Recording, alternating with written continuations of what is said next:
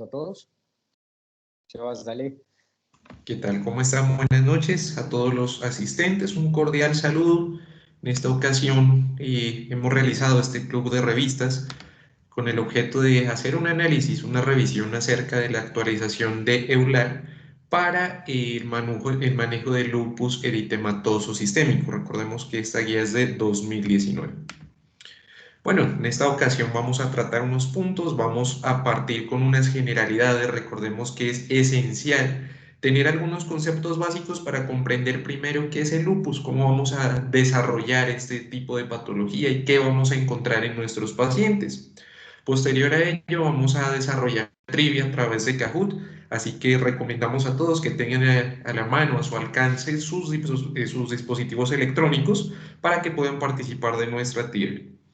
Posteriormente haremos la revisión de la guía como tal, recomendaciones EULAR 2019 para lupus. Haremos una discusión acerca de este tema tan importante y finalmente estamos dispuestos a sus preguntas y aportes. Recuerden que el chat se encuentra habilitado, así que pueden consignar ahí sus preguntas. Bueno, gracias, Sebas. Creo que voy a tomar el control. Primero que todo, pues agradecerles también a todos, saber que es pues una iniciativa, el primer club de revistas de IMIG. Es una actividad académica de suma importancia para todos los profesionales de la salud, tanto de pregrado como de posgrado, pero nosotros tenemos que enfocarnos a nuestros miembros también. Hay gente de básicas y hay gente de clínicas que todavía, me incluyo ahí, no tenemos la experticia en el servicio de urgencias ni nada por el estilo. Tenemos conocimiento de que nos acompañan personas médicos y personas externos a IMIG. Un saludo cordial para ellos y pues no siendo más, vamos a iniciar. Tenemos que saber de las generalidades del lupus, que es una enfermedad inflamatoria, autoinmune y crónica, no curable, pero sí tratable, perteneciente a las enfermedades reumatológicas. ¿Listo? Lupus eritematoso sistémico tiene tres palabras. El lupus significa lobo. Eritematoso significa que afecta la piel. Y sistémico quiere decir que puede afectar cualquier órgano de cualquier sistema de nuestro organismo. Porque es sistémico, tiene una presentación variable, ¿ya? Que puede ser piel, riñón, articular, e incluso puede afectar a los vasos sanguíneos, denominada una vasculitis lúpica. Es por eso que esta es la razón por la cual el diagnóstico de lupus eritematoso sistémico va a ser tan difícil y en ocasiones puede ser incorrecto. Y algunos médicos nombran al lupus, que puede ser una afección, el diagnóstico de lupus puede ser un diagnóstico de descarte. Ya, no sé, para los que les gusta ver Doctor House, cuando ya no se sabe el diagnóstico, se piensa en lupus, ¿ya? Porque todo puede ser lupus, ¿listo? Sin embargo, nos vamos a enfocar en algunas cosas. En generalidades del lupus también tenemos que saber algo de la epidemiología y saber que para Colombia en el 2016, según el último reporte del Ministerio de Salud, se documentaron cerca de 12.396 casos activos de lupus. ¿Listo? Y que la prevalencia en Sudamérica es de 125 por cada 100.000 habitantes. Cada vez la prevalencia se va aumentando, ¿ya? Después me pueden hacer un aporte y preguntar por qué, o pueden dar un aporte. Cualquier persona puede interrumpir en la ponencia, porque esto más que todo no es una ponencia, sino un foro. La causa que piensen de que puede ser desencadenada, por qué va aumentando la prevalencia del lupus. Es 10 veces más prevalente en mujeres que en hombres. La incidencia varía según la edad, es más frecuente en la raza afrodescendiente y, ojo con esto, el 65% de los casos de lupus va a ser diagnosticado entre los 15 y los 55 años, es decir, en la edad reproductiva. ¿Por qué? Por el estímulo hormonal que se produce para el desarrollo de lupus, como ya Sebastián lo va a hablar. El 20% de los diagnósticos va a ser en menores de 16 años. ¿Ya? Y el 15% va a ser en pacientes posmenopáusicas después de los 55 años. Ojo, el 20% va a ser en menores de 16 años. Por eso, los pediatras tienen que saber lupus. El lupus no solamente es del reumatólogo, el lupus es de todas los enfoques desde la medicina. La inmunopatología del lupus, esta parte se las va a contar Sebastián. Dale, Sebas. Gracias, Santi. Bueno, cuando hablamos de lupus es importante que tengamos en cuenta muchos factores. Por ello tenemos que conocer bien acerca de la inmunopatología, la fisiopatología de la enfermedad y recordemos que estos temas nosotros los abordaremos en nuestras charlas macro, así que hemos diseñado un espacio con los conceptos básicos más relevantes acerca de esta patología. Recordemos que nos encontramos ante el prototipo básico de una enfermedad autoinmune de carácter sistémico. Vamos a tener afección a diferentes órganos, es una enfermedad que no está concentrada como tal en un solo órgano o sistema. ¿Y por qué ocurre esto? Vamos a tener una producción de autoanticuerpos, depósitos de complejos inmunes y activación del sistema del complemento, lo que es importantísimo a tener en cuenta, ya que eso nos define el curso de la enfermedad de cada uno de nuestros pacientes.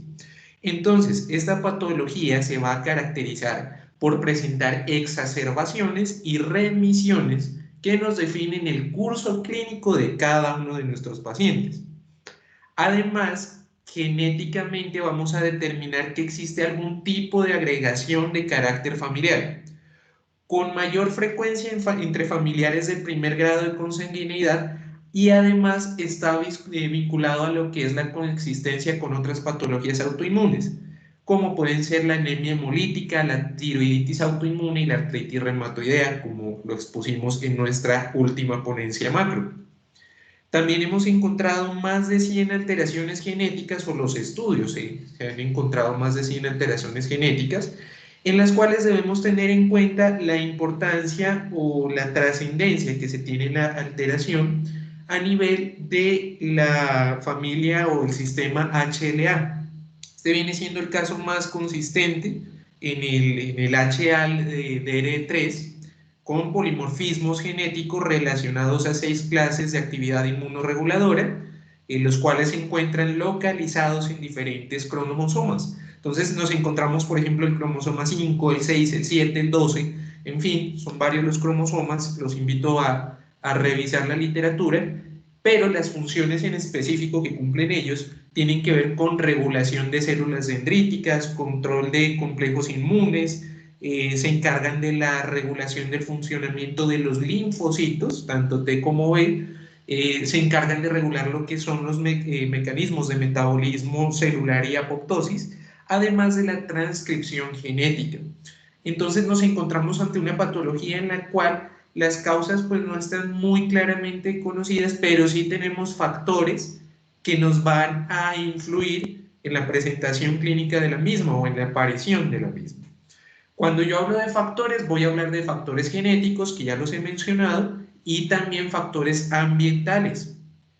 En factores ambientales podemos clasificar a factores externos, vamos a hablar de fármacos, entonces nos encontramos con una alteración genética, voy a hacer un daño sobre mis células, voy a generar pues alguna alteración, la cual puede ser causada principalmente por fármacos. En este caso vamos a encontrarnos con metilación de ADN o modificación de histonas, en el caso de hidrasalina y de procainamida, que pueden originar o derivar en la presentación de lupus eritematoso sistémico.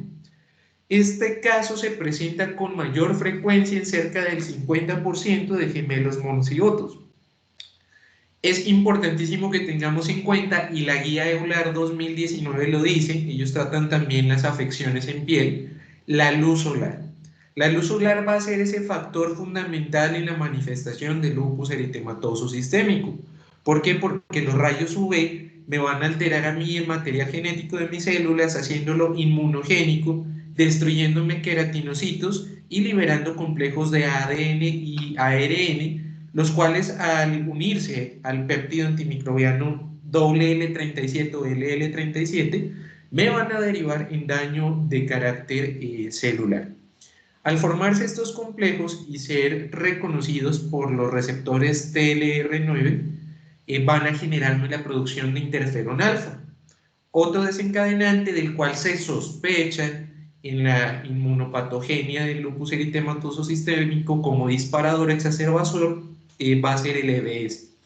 El EBS tiene capacidad de activar a linfocitos B y de causarnos la liberación de antígenos. Entonces es importante que tengamos en cuenta cómo estos mecanismos de lesión, la radiación, tienen mucha influencia en la presentación de lupus. A nivel hormonal, ya lo mencionaba Santiago y quiero hacer mucho énfasis en la edad de presentación de la patología.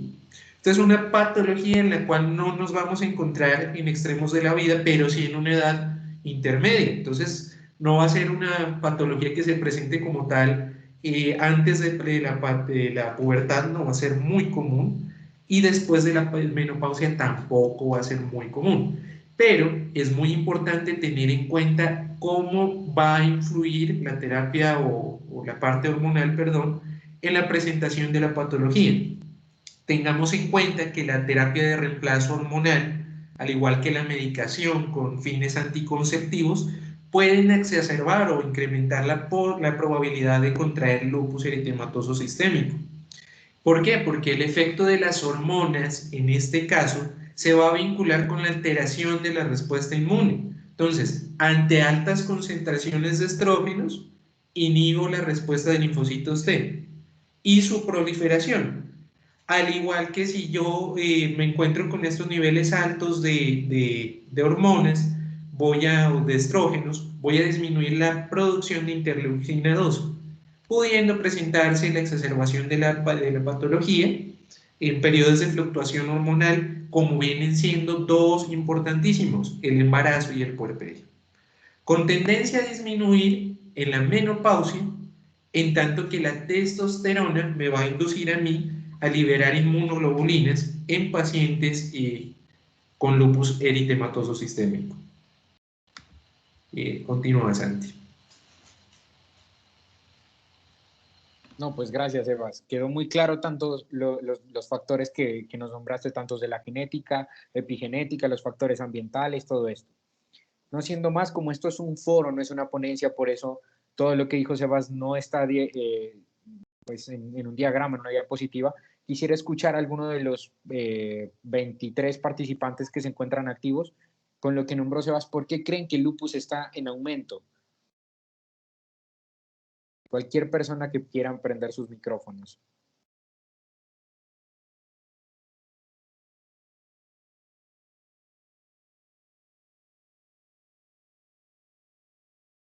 Vamos, chicos, no todos a la vez. Bueno, chicos, mientras alguien se va animando, pues muy buenas noches. Como lo dijeron los ponentes, pues en estos momentos están haciendo, la idea es hacer interactivo esto, por eso les dijimos que leyeran en la medida de lo posible la guía. Y pues iniciando, digamos, con la discusión del foro, es bien importante la pregunta que nos hace Santiago, porque tengamos en cuenta que estas enfermedades reumatológicas, como lo hemos visto, no tienen cura, ¿cierto? Sin embargo, lo que uno debe tener muy en cuenta, y es algo que se explicó, es el concepto de remisión. Cuando nosotros logramos hacer un diagnóstico de lupus y empezamos inclusive, pues, o nos llegan pacientes con el tratamiento que les ha instaurado el reumatólogo, muchas veces vemos que los pacientes pueden tener un término que se conoce como el flare. El flare lúpico, que lo menciona muchísimo la guía, en el 2009, son los incendios lúpicos, como lo dice Santiago. ¿Eso qué quiere decir? Quiere decir que estos pacientes que normalmente ya están diagnosticados, ya están en un tratamiento con, no sé, un Ibdimart, con hidroxicloroquina generalmente, o están en terapia combinada y demás, uno puede que los haya mantenido durante un periodo de tiempo en un buen estado, ¿sí? Que, digamos, no tengan afectación cutánea tan marcada, que si, dependiendo de cómo hayan llegado al debut del lupus, que eso es algo que también sería interesante comentarlo después, el debut del lupus es importantísimo, si viene con debut articular, si viene con debut de renal y demás. Entonces, el caso es que estos pacientes, cuando están durante un periodo de tiempo con tratamiento y están bien, y llega el flare o llega el incendio lúpico, es donde se vuelve más tedioso y más importante, y creería yo, desde mi perspectiva, que es por ello que los pacientes y que sobre todo la patología del lupus es bastante, digamos, ¿cómo decirlo? Un término para decirlo es como que no sabemos qué puede llegar a pasar, ¿sí? Porque si estamos con un paciente bien, que puede lograr la remisión y después hay un incendio lúpico, que es como médicamente se llama, nosotros debemos estar presentes y actuar ahí, y ya verán más adelante que algunos pacientes, pues he tenido la oportunidad de mirar pacientes que han tenido lupus con debut renal, y créanme que es totalmente agresivo, y pues eso es lo que muestran las estadísticas, ¿no? Una cifra ascendente que no nos permiten todavía tener un poco más de control, como si se tiene en otras patologías reumatológicas. Sí, es un aporte muy importante de lo que dijo Carlos. Claro, y por ejemplo, los pacientes con glomerulonefritis lúpica pues terminan incluso en una falla renal que requieran una terapia de reemplazo. Hay un comentario por parte de Ana Gabriela en el chat del grupo que dice que es posible que el aumento se deba a la mejor identificación que tenemos en la actualidad de los pacientes. Sí, puede ser uno de las causas por cuales cada vez van en aumento, ¿no? Antes las colagenopatías, las enfermedades reumatológicas no han sido diagnosticadas de la mejor manera ni de la manera más adecuada, porque no se tenía el acceso a los especialistas, ni siquiera a los laboratorios inmunológicos que más se tenga. También las pruebas más específicas, como lo dijo Alejo. Pero hay algo que lo leí en un artículo cuando estaba haciendo la revisión de no lo recuerdo muy bien, creo que fue fue un artículo publicado por la FDA de los Estados Unidos, que es probable que el lupus esté aumentando porque uno de los factores desencadenantes son la radiación ultravioleta del sol, y cada vez la exposición a este tipo de radiación ultravioleta va en aumento, y esto está provocando el posible desenlace de este tipo de pacientes. No es concreto, pero recordemos que entre todos los factores que nombró Sebas, el que tiene más estudios es ese. El que tiene más estudios y más respaldo es la radiación ultravioleta y los estrógenos. No siendo más, continuemos. Exacto. Yo también creo que es importante traer a colación el papel que tiene la anticoncepción. Recordemos que los factores hormonales y la anticoncepción hormonal, como lo mencioné, tienen importante predisposición en pacientes a desarrollar lupus. Y mira que pues puede considerarse como un factor importante el desarrollo de la implementación de estos métodos en mujeres. Recordemos que se hacen ya campañas, muchísimo más campañas que antes, con los fines de lograr anticoncepción. Entonces creo que también es un factor importante a tener en cuenta. Sí, más que todo de los anticonceptivos a bases de estrógenos, ¿no? Bueno, ahora sí viene a lo nuestro, a la presentación clínica. Creo que muchos de los que estamos aquí ya hemos rotado por medicina interna, y cada vez que rotamos por medicina interna o tenemos pues la fortuna de rotar en reumatología, o miramos un caso en urgencias, y es un caso raro, de esos casos que generalmente tienen muchas cosas pero uno no sabe qué es, esos casos que tal vez el manejo no ha sido adecuado y terminan en una UCI o en intermedios, ¿ya? Y pues cuando nosotros no tenemos la claridad de eso, pero podemos sospechar en una colagenopatía, en una mujer en edad fértil, que tenga algunos antecedentes, que no sé, la madre pudo haber sido una paciente lúpica o una paciente de alguna enfermedad reumatológica, y que, no sé, la clínica no se enfoque, nosotros podemos aplicar ciertas mnemotecnias que pues muchos hemos aprendido en medicina, ¿no? Y una de las mnemotecnias que creo que alguno de nosotros debe de conocer, y si no, pues se las presento, es esta. Es un safari, ¿ya? Que nos va a recordar esos síntomas y esos signos claves del lupus. Recordemos que esto es algo para nuestra práctica, o sea, digamos, nosotros miramos un paciente, pensamos que es lupus, pensemos, es un safari. Eritema malar, serositis, cualquier serositis, pleuritis, bueno, lo que sea. La U de úlceras, ya que pueden ser aftas bucales, la N de neurológicas, la S de sanguíneas. Ojo que las pacientes lúpicas hacen leucopenia, trombocitopenia, anemia. ¿Listo? La artritis, ¿listo? Como es una enfermedad reumatológica, va a afectar a las articulaciones. Y la artritis lúpica puede diferenciarse de la artritis reumatoidea, pero tiene que hacerse una buena anamnesis y un buen examen físico.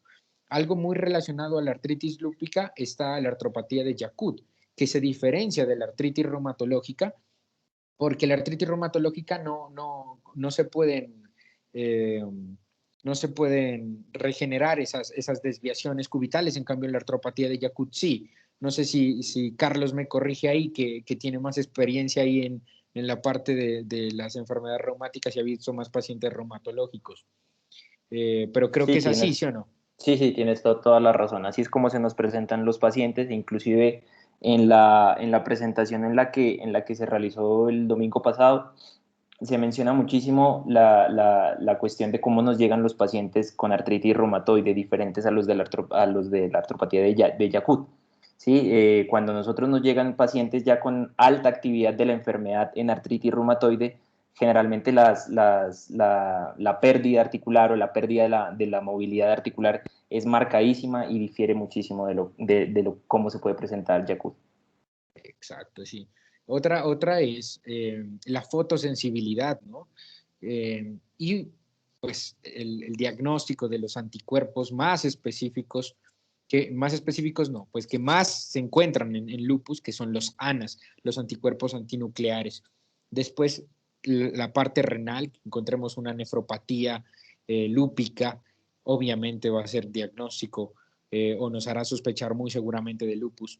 Y la parte inmunológica, ¿no? Los anticuerpos inmunológicos que ya los vamos a hablar. Pero ojo, mucho ojo con esto. Esto no va a ser diagnóstico. Esto nos va a enfocar a que puede tener lupus. Pero lo que nos va a hacer diagnóstico es una serie tanto desde la anamnesis, el examen físico, las pruebas reumatológicas y los criterios de clasificación. Como Carlos lo habló en la anterior ponencia de artritis reumatoidea, las enfermedades reumatológicas no tienen criterios de diagnóstico, tienen criterios de clasificación.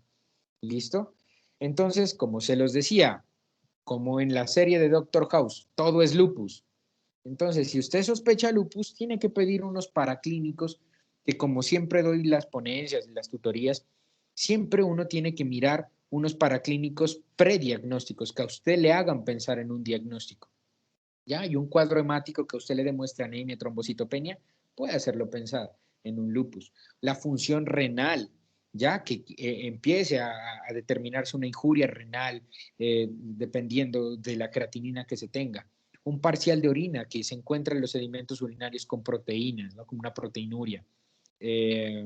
Los ANA positivos, los anticuerpos antinucleares, recordemos que están en del 90 al 95% de los pacientes con lupus, ¿ya?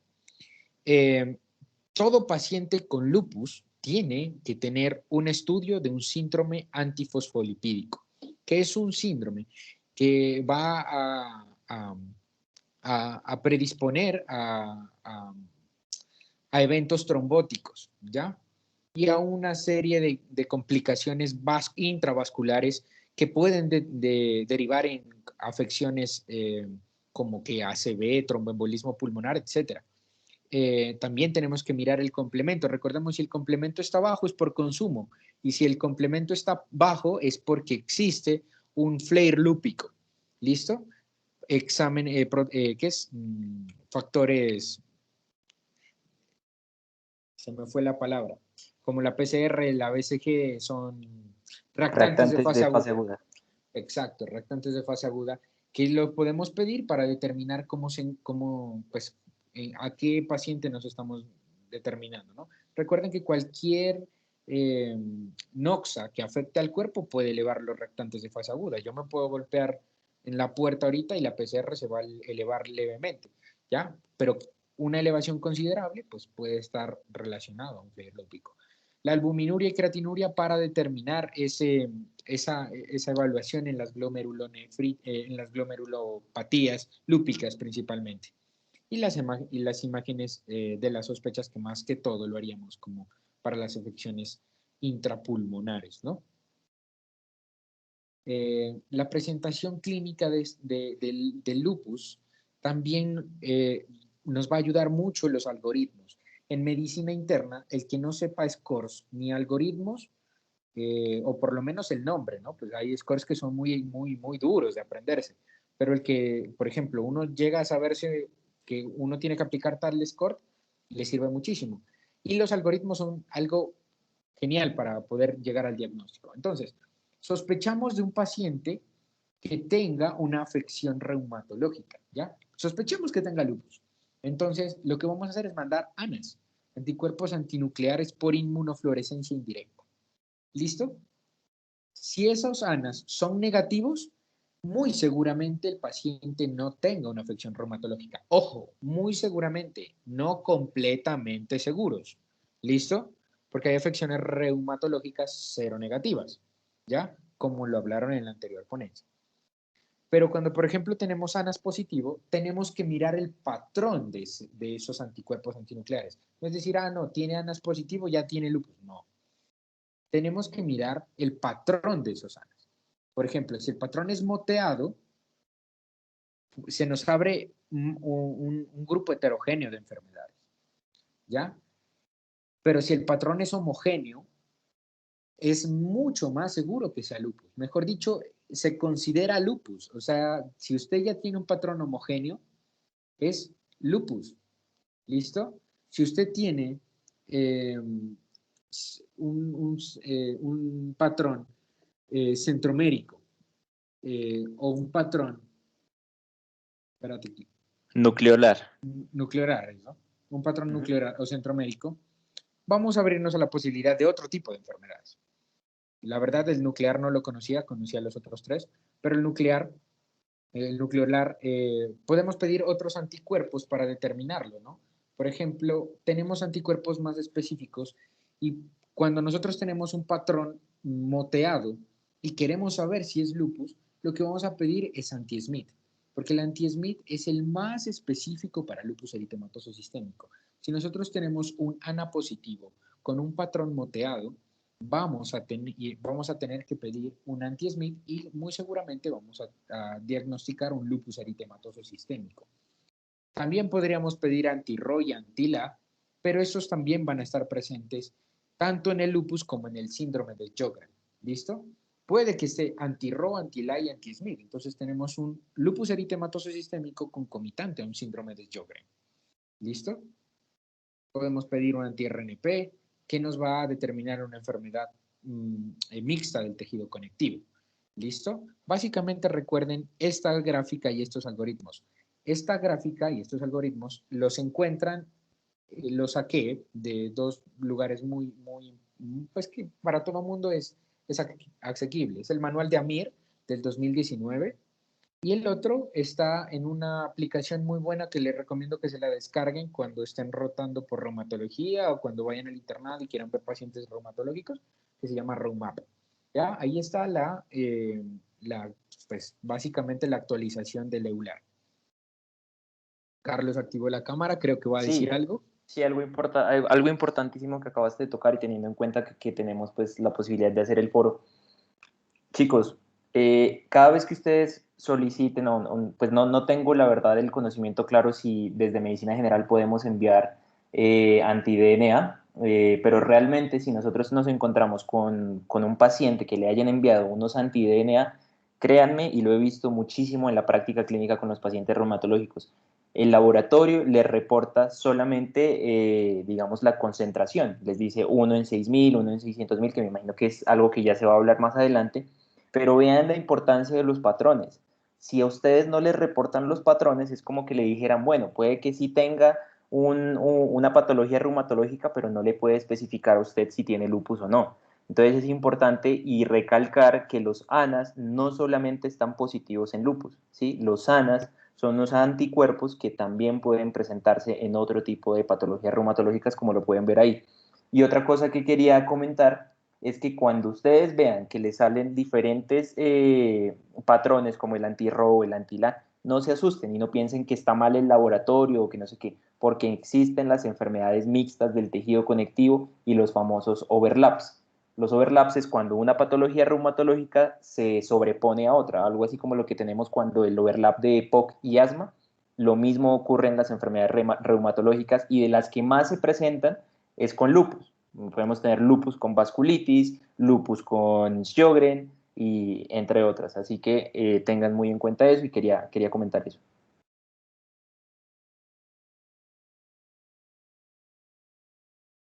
Tienes el micrófono desactivado. Listo, gracias, Carlos. ¿Hay algún otro aporte que alguien quiera participar? Tenemos 21 participantes. Cualquier persona que quiera hacer algún aporte en cuanto a esto, si tiene algún conocimiento, si rotó por reumato, si ha visto algo nuevo, somos todo oídos. Esto es un foro y no les dé pena. Tranquilos, que estamos entre estudiantes la mayoría. Incluso si tienen familiares que tengan lupus o que tengan algún tipo de afección, aquí es el momento donde podemos hacer una discusión muy interesante.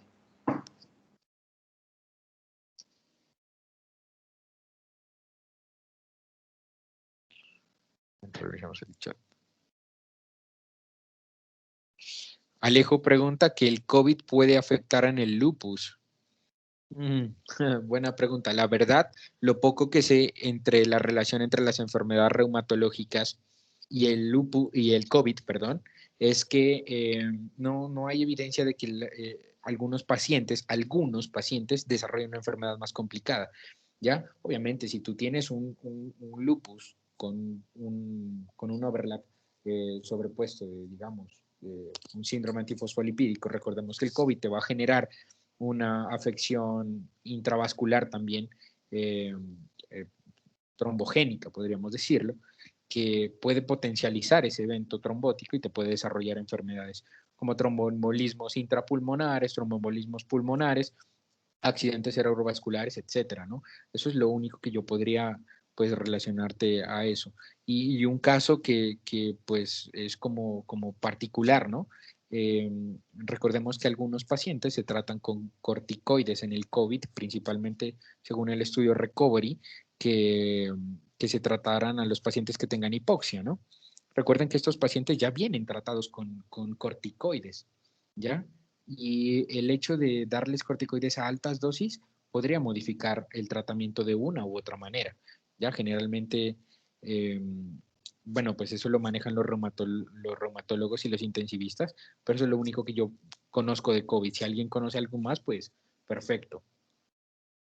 Sí, a mí me parece importantísima esa pregunta, y pues teniendo en cuenta que no somos expertos y que mucho menos pues podemos decir algo a ciencia cierta sobre COVID, pero es importantísimo, y quisiera decir que cuando inició la pandemia, cuando estábamos en el pico por ahí como en marzo más o menos, se tenía esa intriga, ¿no? De decir, bueno, ¿y qué vamos a hacer con los pacientes reumatológicos? ¿Será que les tenemos que suspender la inmunosupresión? Recuerden que hay pacientes que tienen biológicos, que están en terapia con DMARDs sintéticos y demás, y van a generar de cierta u otra manera, más los glucocorticoides, pues van a generarles inmunosupresión.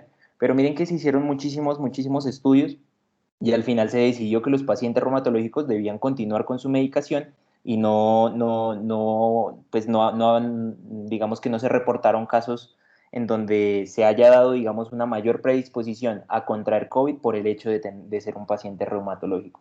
Son estudios que digamos, apoyaron muchísimo a dos estudios principales que me gustaría mencionar.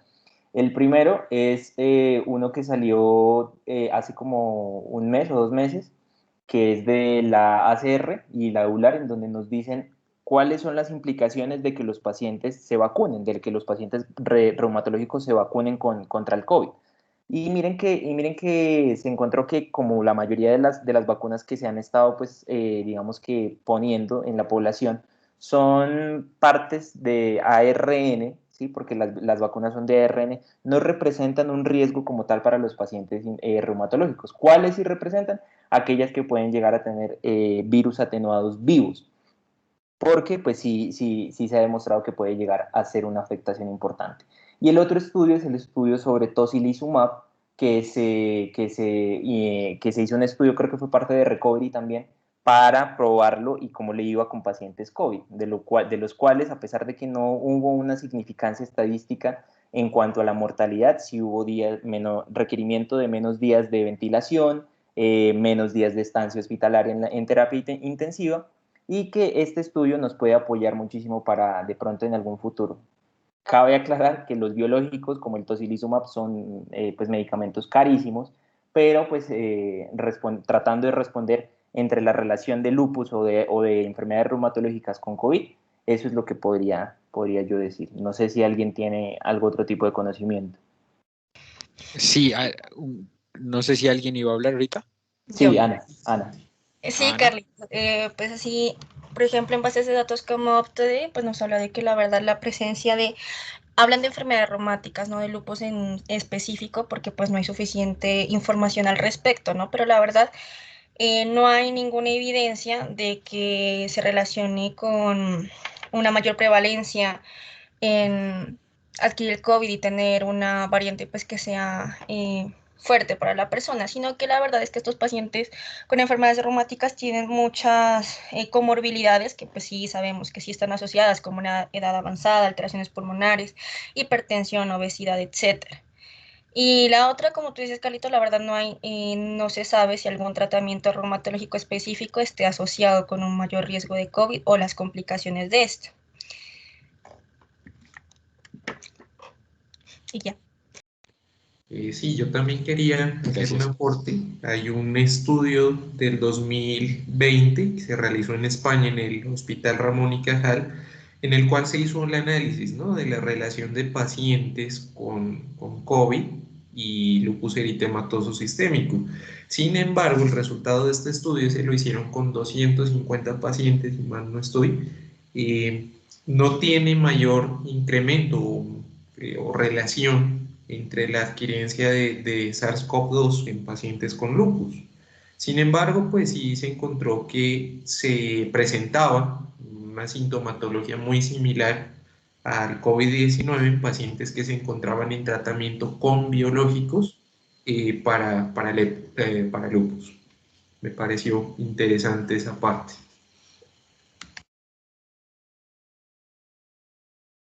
Hay una Bueno, pregunta en sí, el chat bien interesante. Si quieres, dale, léela, Santi, porque es bien interesante. ya Verónica Arenas nos pregunta, ¿la medicación de un paciente reumatológico puede influir en en la curación del COVID? Y si es así, ¿afecta en alguna forma positiva o negativa? Mm, La verdad, como lo mencionaba, pues es un aporte personal, ¿no? O sea, esto no es un panel de expertos ni nada por el estilo, pero en lo poco que conozco, sé que algunos pacientes reumatológicos tratados con corticoides pudieran tener, en algunos estudios, pudieran tener eh, algún riesgo relativo menor de generar una enfermedad más complicada. Pero ojo, recordemos que el COVID no solamente es la respuesta de la cascada de interleuquinas que puede estar frenada por los corticoides, sino también una de las principales mortalidades es la sobreinfección bacteriana. Y recordemos que un paciente con corticoides que se venga tratando con inmunomoduladores va a tener un riesgo más alto de producir una sobreinfección bacteriana. ¿Listo?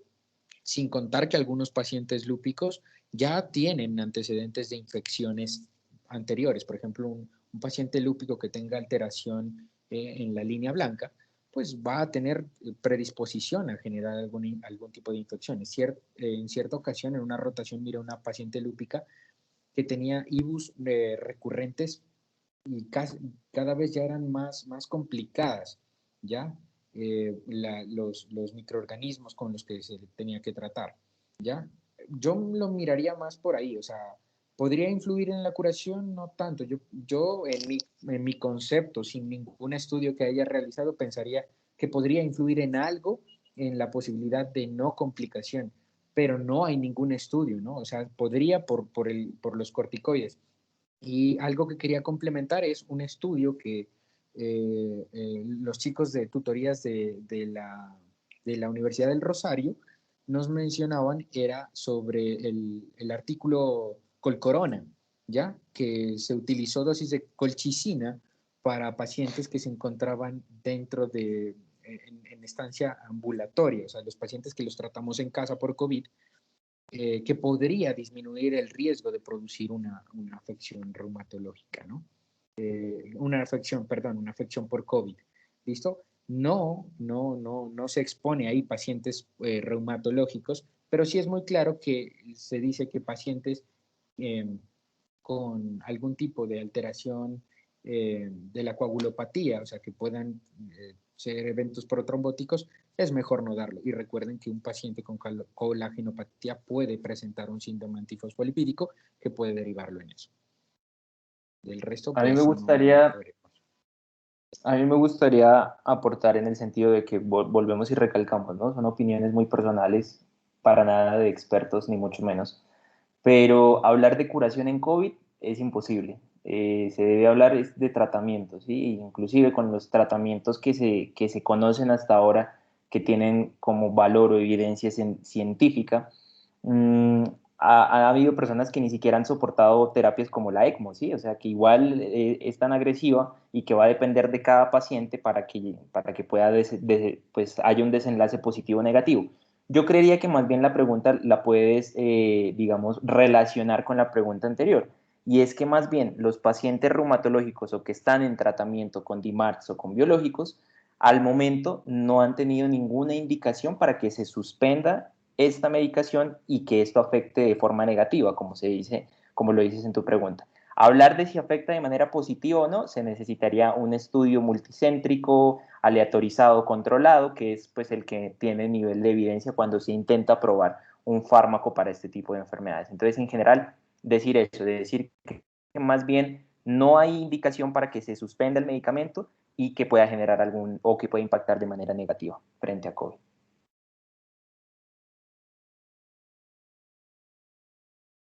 Bueno, creo que nos desviamos un poco del tema, pero bueno, continuemos. Entonces, enfoquémonos en cuanto a lo que veníamos tratando. Recordar que en la medicina interna nos vamos a enfocar en scores, en algoritmos, y ya como bien lo expliqué, este algoritmo nos va a determinar si puede ser lupus o no. Y cuando ya tenemos la sospecha de lupus, vamos a aplicar los criterios de clasificación. Aquí vamos a entrar ya a lo que venimos, ¿ya? A la diferencia entre lo que había antes y con lo que viene con el EULAR 2019. Antes del EULAR 2019, habían dos criterios de clasificación, que creo que muchos los miramos en nuestras clases ¿qué es? De lupus, que el primero es el SLIC 2012 y el otro es los criterios del Colegio Americano de Reumatología, ¿ya? El SLIC 2012 nos propone 17 puntos, de los cuales 11 son criterios clínicos y 6 son criterios inmunológicos. Miren, ahí abajo dice, ¿se clasifica un paciente como portador de lupus eritematoso sistémico? Sí, existe nefritis lúpica comprobada por biopsia. ¿Listo? Es el único criterio clínico, clínico, que te va a determinar que tenga lupus, ¿no? Más ANA o anti-DNA positivo. Y el otro es que tenga que tener 4 criterios, que tenga que tener 4 de esos criterios, 4 criterios de esos 17, de los cuales uno tiene que ser clínico y el otro tiene que ser paraclínico, sí o sí.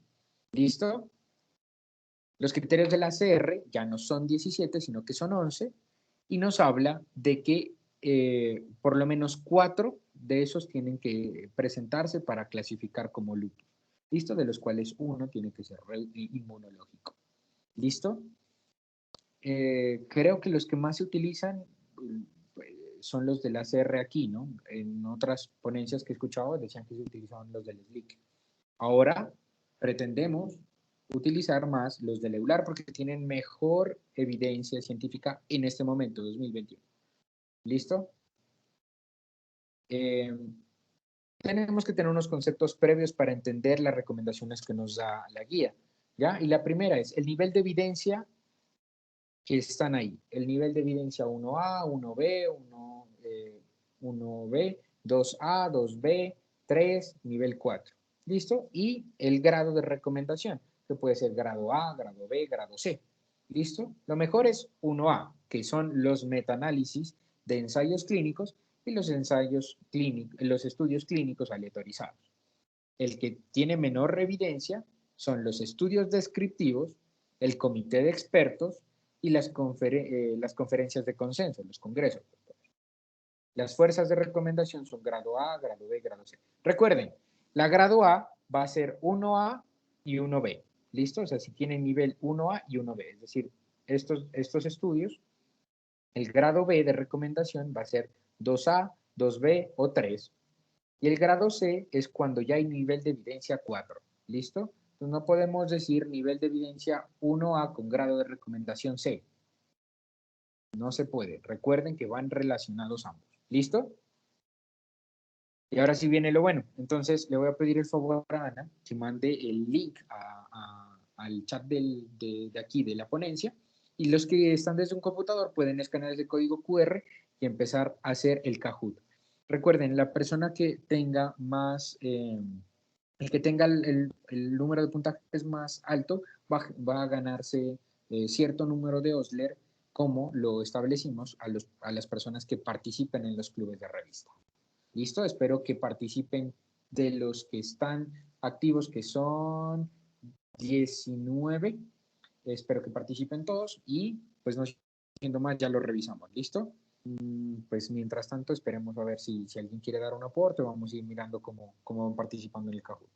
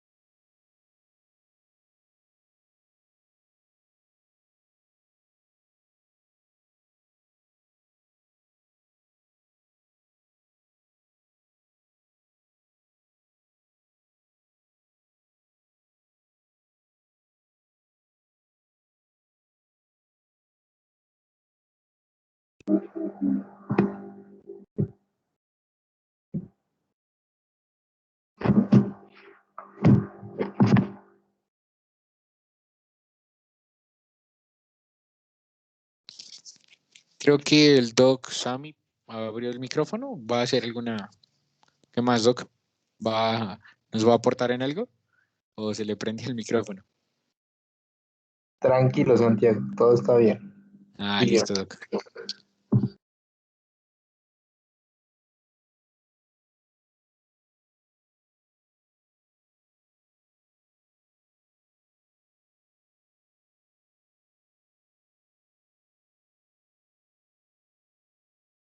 Listo, perfecto. Van 8 personas que están respondiendo. Van muy bien. Bueno, hay alguien que dice anónimo, pero la verdad no sé quién sea. Ya están respondiendo las preguntas.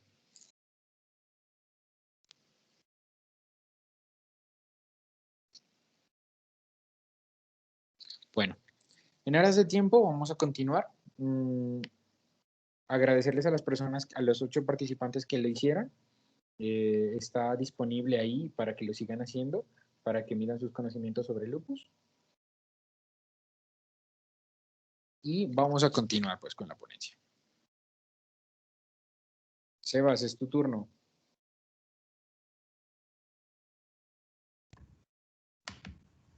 Bueno, muchachos, pues continuando con nuestro análisis acerca de esta guía, recordemos qué es el EULAR. El EULAR viene siendo esa asociación europea, esa alianza europea de asociaciones para reumatología y enfermedades reumáticas musculoesqueléticas, en la cual se hace un enfoque para el tratamiento de pacientes, para la generación de guías, para dar esos consejos acerca del cuidado del tratamiento de nuestros pacientes y orientar los nuevos métodos diagnósticos de acuerdo a la revisión de la literatura.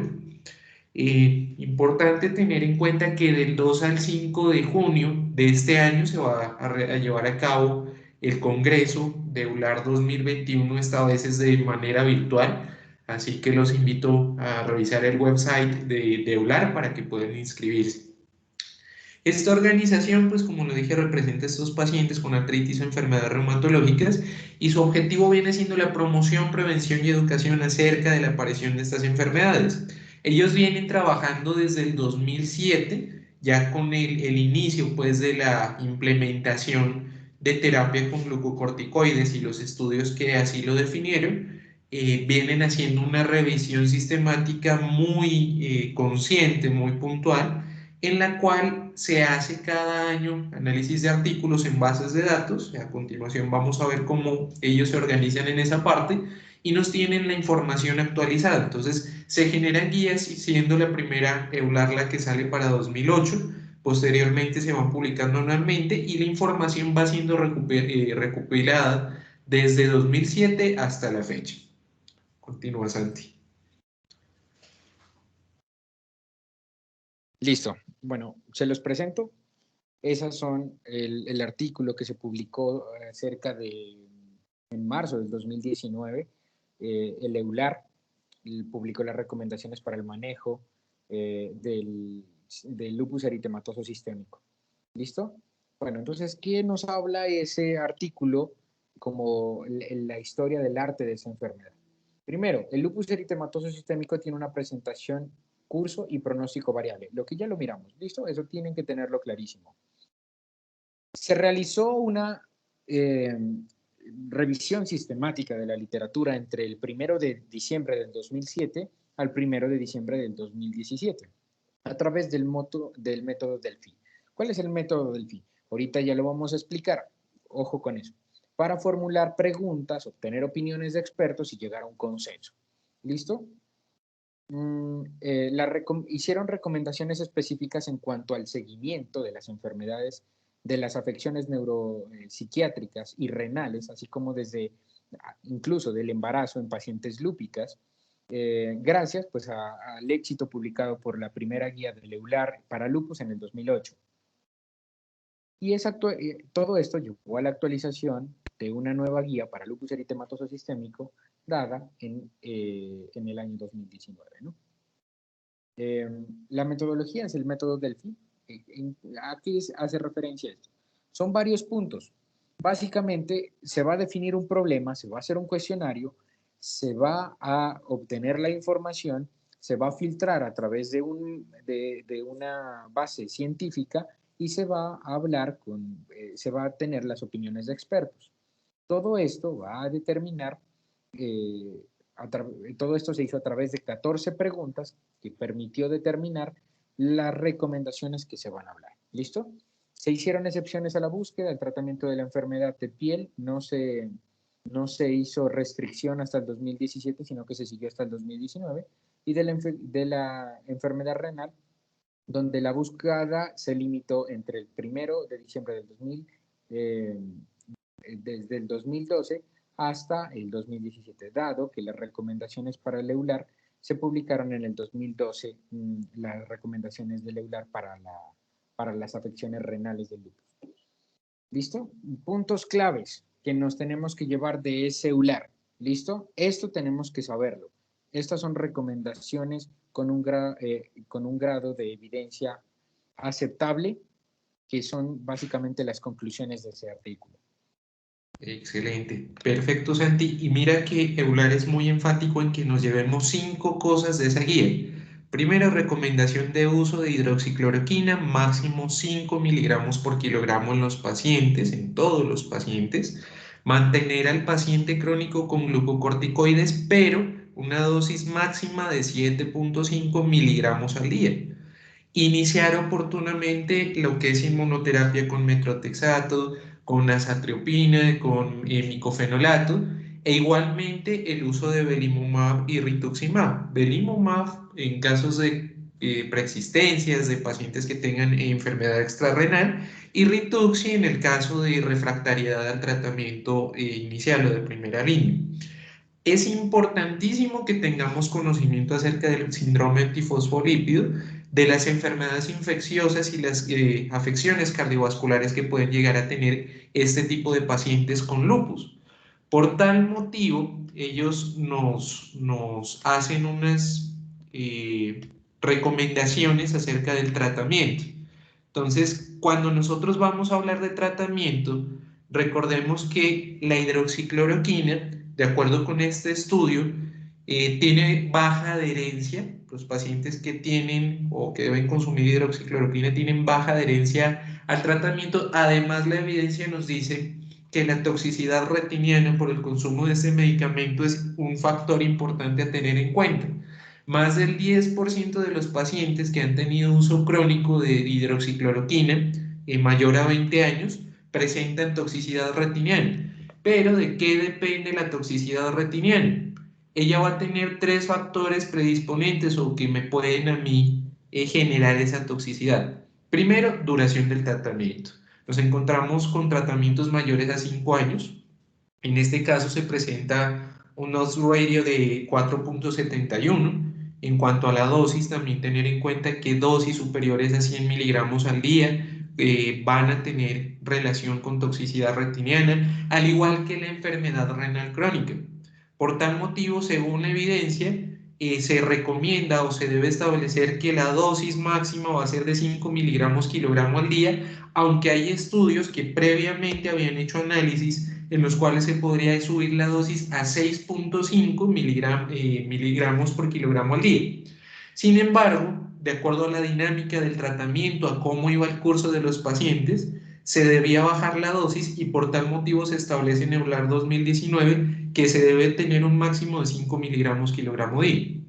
Pasando a los glucocorticoides, recordemos que ellos van a ser los que van a darle alivio a la sintomatología de manera muy rápida.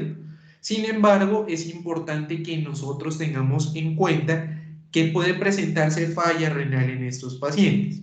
El uso de los glucocorticoides entonces tiene un beneficio, tiene un perjuicio, pero vamos a tener que en síntesis se debe usar rápido y poquito glucocorticoide. De acuerdo con la evidencia, dosis máxima tiene que ser de 7.5 miligramos al día y el enfoque del tratamiento con glucocorticoides con el fin de evitar llegar a hacer algún tipo de afección al paciente tiene que ser disminuir la dosis, bajar de los 7.5 o llegar a suspender los glucocorticoides. Es importante que tengamos en cuenta que en la terapia reumatológica o en la consulta reumatológica se usan pulsos de metilprednisolona intravenoso o también se asocia a agentes inmunosupresores con el objetivo de potenciar el efecto de estos glucocorticoides. Esto es el efecto benéfico que tenemos con ellos, pero siempre recordar que la dosis tiene que ser máximo de 7.5 al día y tenemos que reducirla o suspenderla, ese es el objetivo. En cuanto a inmunosupresores, ¿qué nos dice EULAR 2019? Facilitan la acción del glucocorticoide, ellos me ayudan al trabajo, a la función que vamos a tener con estos glucocorticoides, pero vamos a tener en cuenta factores importantísimos y Carlos ya los mencionó hace un momento. Un inmunosupresor es un medicamento que es escaso, que es caro y que tenemos que evaluar a qué paciente se lo vamos a enviar. Entonces, esos tres factores EULAR nos dice son importantísimos a la hora de evaluar la terapia inmunosupresora en pacientes con LES. Sin embargo, nos vamos a ir con medicamentos como metotrexato, como azathioprine. Ellos los vamos a usar en pacientes que tengamos pobre control sintomático. Asociamos al glucocorticoide y vamos a tener una buena actividad contra la sintomatología. En cuanto a micofenolato lo vamos a usar en pacientes que tengan afección renal. De acuerdo con estudios realizados hacia 2019, se encuentra que micofenolato viene siendo superior a azathioprine en este tipo de pacientes. Y finalmente, ciclofosfamida. Ciclofosfamida lo vamos a tener que usar como una terapia de rescate. Ella viene siendo una opción de rescate en pacientes que sean refractarios a tratamiento, en pacientes que tengan ya afección de órganos como son pulmón, como vienen siendo corazón, o que tengan algún tipo de manifestación de tipo neuropsiquiátrico. Se recomienda también con esta guía el uso de análogos de GnRH, pacientes que estén con uso de ciclofosfamida, y atenuar esto con el objetivo de atenuar la depresión ovárica que se produce en estas pacientes. Importante también tener en cuenta, o nos menciona la guía, el uso de belimumab. Belimumab vamos a asociarlo como medicamento de primera línea con hidroxicloroquina, con prednisona, y podemos asociarlo o no, dependiendo del paciente, con un inmunosupresor. ¿Qué ocurre con belimumab? Vamos a tener mayor beneficio cuando la enfermedad viene siendo persistente versus un cuadro de alta actividad. Y recordemos cuáles son los criterios para alta actividad en pacientes que presentan lupus. Viene siendo un SLEDAI mayor a 10, son pacientes que tienen dosis de prednisolona mayor a 7, o de prednisona, perdón, mayor a 7.5 miligramos al día, pacientes que tienen C3 y C4 altos, que tienen altos anti-DNA y que van a tener manifestaciones de carácter cutáneo, musculoesquelético y serológico. Es importante que lo tengamos en cuenta a la hora de evaluar a este tipo de pacientes. Principalmente esas son las recomendaciones que nos hace EULAR acerca del tratamiento de pacientes con lupus para el 2019.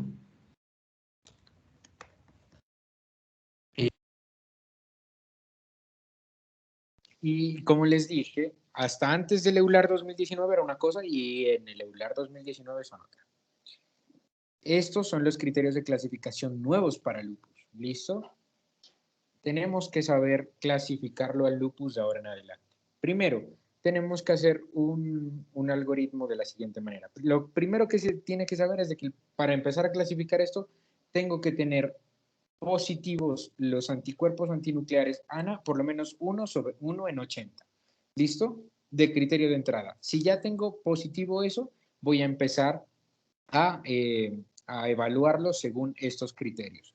Van a haber diferentes clasificaciones, ¿no? Por ejemplo, manifestaciones constitucionales, manifestaciones cutáneas, manifestaciones articulares, serositis, manifestaciones hematológicas, manifestaciones renales y otros patrones inmunológicos como los anticuerpos antifosfolipídicos, el complemento, el anticuerpo altamente específicos. ¿Listo? Pero ojo, para que un paciente clasifique para lupus eritematoso sistémico, primero tiene que tener ANA 1 en 80. ¿Listo? Positivo. Se aplican estos y se van sumando cada uno de los puntos. Y los puntos tienen que dar 10. Cuando el paciente cumpla 10 o más puntos de los que se suman aquí, el paciente va a ser clasificado para lupus eritematoso sistémico. Es decir, la única opción clínica que diagnostica lupus por sí es la manifestación renal, nefritis lúpica clase 3 o clase 4, que va a dar 10 puntos para una clasificación directa para lupus eritematoso sistémico. Si no, por ejemplo, tendría que tener lupus cutáneo agudo, que serían 6 puntos, y por acá tendría que tener trombocitopenia. Ahí sumo los 10 puntos para clasificar como lupus. Y otra cosa de las cosas importantes es de que si hay afecciones, digamos, hay dos tipos de afecciones cutáneas, se toma la afección cutánea más alta. Es decir, si yo tengo alopecia y tengo lupus cutáneo agudo, tomo lupus cutáneo agudo que vale 6 puntos. No los tengo que sumar, 2 más 6 no, sino que tengo que sumar, solamente tengo que tomar el ítem más alto, que sería en este caso lupus cutáneo agudo. ¿Listo? Estos son los criterios de clasificación del EULAR 2019 que tenemos que saberlos aplicar y recuerden que tienen una sensibilidad y una especificidad mucho más alta que los criterios de la ACR y los criterios del SLIC 2012. ¿Listo? O sea, cuando vayamos a rotar o cuando vayamos al internado, ya no tenemos que clasificar con SLIC 2012 ni con ACR, sino con EULAR 2019 de esta manera. ¿Listo? También hay calculadoras de este. Lo que les quiero explicar es cómo lo deben de leer. ¿Listo? Espero que haya quedado claro. ¿Hay alguna pregunta de cómo aplicar los criterios del EULAR 2019? Creo que respecto a lo que es, pues, cómo aplicarlos, ¿no? Creo que está bastante clara, pero tenemos una pregunta en el chat de Carlos Mario Bastidas que dice: respecto al uso de hidroxicloroquina, ¿qué alternativas o manejo se le puede dar a los pacientes que empiezan a presentar complicaciones como la toxicidad retiniana? A mí me gustaría decir respecto a esta pregunta de que, bueno, si bien ese es uno de los efectos adversos de la hidroxicloroquina, ¿no? Y como muy bien lo dijo Lo dijo Sebastián, muchas veces por la hidroxicloroquina se tiene baja adherencia, a pesar de que es el antimalárico pues, que está en la primera línea de la cual nosotros podemos utilizar. Pero hay que tener muy en cuenta que este tratamiento va dirigido principalmente al paciente, al tipo de paciente, y sobre todo que esto lo realiza el reumatólogo. Si bien podríamos pasar al ser un medicamento que funciona contra esta enfermedad oral, la hidroxicloroquina, podríamos pasar a metrotexato o a azatioprina, en mi opinión. Sin embargo, como te digo, el criterio al final lo tiene el reumatólogo y además, si el paciente cumple con algunos criterios de baja remisión o que no tengan, digamos, la efectividad que uno esperaría, se puede inclusive pensar en iniciar la terapia con un biológico, como muy bien lo explicó Sebastián, pero todo esto tiene que ser bien consensuado, ¿no? Inclusive el reumatólogo solo no lo puede hacer porque necesita de diversos opiniones de otros especialistas, porque como lo vimos, el lupus es una entidad patológica que es multisistémica y dependiendo del debut que tenga este paciente, nosotros haríamos la intervención. Eso es lo que yo opino respecto a tu pregunta. Listo. Sí, pues yo la verdad creo que sí, estaría indicado el cambio del tratamiento, pero eso ya es básicamente trabajo del reumatólogo porque tendrían que mirarse pues, las características de cada paciente, ¿verdad? Efectivamente, sí, y de acuerdo pues con algunos artículos acerca de toxicidad retiniana con hidroxicloroquina, la recomendación principal es la suspensión del tratamiento con este medicamento y evaluar otras opciones, pues como ya lo mencionó, lo manifestó Carlos, y esto sí depende ya del paciente, del curso de la enfermedad y de pues diversos factores que ya vendrán a ser evaluados individualmente y ya por el reumatólogo o el médico tratante. Ya. Bueno, ese también es otra tabla, es la misma, es la tabla del EULAR, pero pues básicamente está en inglés, esta es la que propone el artículo como tal, para que pues lo tengan claro, y las tres diferencias que esto tenemos que llevarnos a la cabeza. Primero, el EULAR 2019 tenemos que tener ANAS positivo, 1 en 80 por inmunofluorescencia indirecta. Al menos un criterio clínico, no paraclínico como los otros, que necesitaban un criterio clínico y otro inmunológico. ¿Ya? Recuerden que tiene 7 parámetros clínicos y 3 inmunológicos el EULAR 2019. Recuerden que el punto más alto de cada clasificación ese es el que se evalúa. Tiene una especificidad del 94% y una sensibilidad del 97%. O sea, que se le escape un paciente con lupus ahí es ya complicado. ¿Ya? Y recordar que como tiene ANAS positivo, no aplica para el lupus cero negativo. ¿Listo? El SLIC 2012 tiene que cumplir por lo menos 4 de los 17 criterios que se propone, un clínico y un inmunológico. Y el del Colegio Americano de Reumatología propone 11 criterios, de los cuales 4 tienen que ser positivos, 4 de esos 11 tienen que ser positivos para que se diagnostique lupus.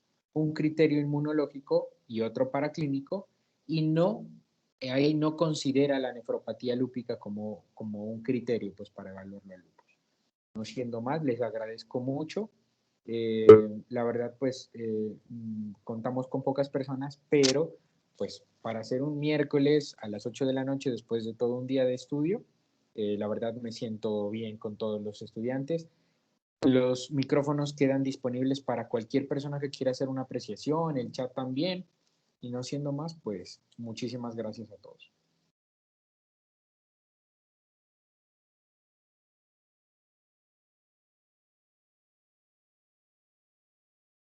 Excelente. Mira que Ana también en el chat nos dice respecto a la pregunta anterior, ¿no? La guía hablar habla de cambiar hidroxicloroquina a quinacrina. Además, para disminuir la toxicidad se puede usar dosis de 5 miligramos por kilo de hidroxicloroquina, pero todavía está en estudio porque no se sabe si a esa dosis puede ser igual de efectivo.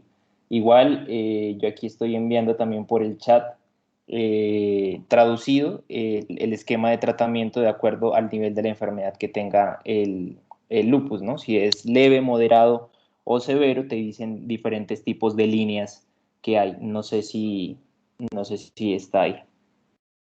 Listo, yo creo que ahí se acabó de subir al chat para que lo tengan en Así. cuenta, para que lo revisen y para que ustedes puedan diferenciar y salir de estas dudas. No sé si alguien quiere participar haciendo alguna pregunta, algún comentario. Bienvenido sea.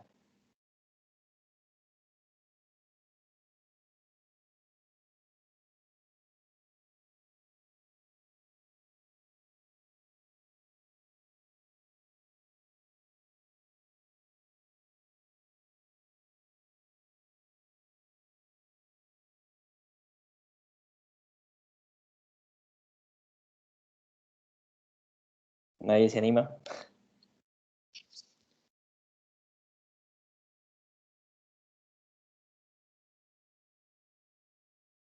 Bueno, en general, entonces yo dejo el espacio también para felicitar a Santiago y a Sebastián realmente por hacer este club de revista muy, muy dinámico, muy fluido, muy interesante. Miren que pues es algo, una alternativa a las ponencias centrales en las que nosotros, digamos, solamente hablamos el ponente.